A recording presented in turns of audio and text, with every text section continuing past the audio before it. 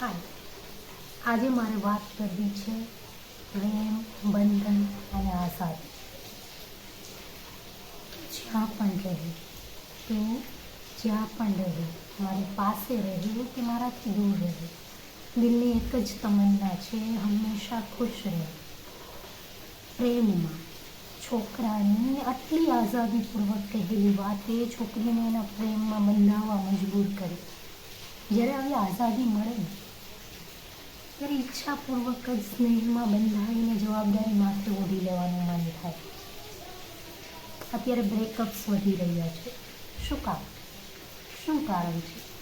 કારણ કે આપણે જાણતા અજાણતા એક અથવા બીજી રીતે સામેના વ્યક્તિને બાંધવાની કોશિશ કરીએ છીએ.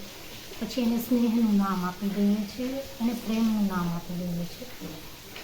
અને અમુક સમય પછી એ માણસ એમાં ગુંગળામણ અનુભવે છે અને રિઝલ્ટ શું આવે છે? બ્રેકઅપ.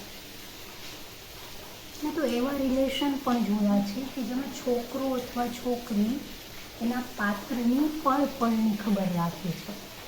એ શું કરે છે, ક્યાં, ક્યારે અને કોને મળે છે. તમે એના સીસીટીવી બની જાઓ છો.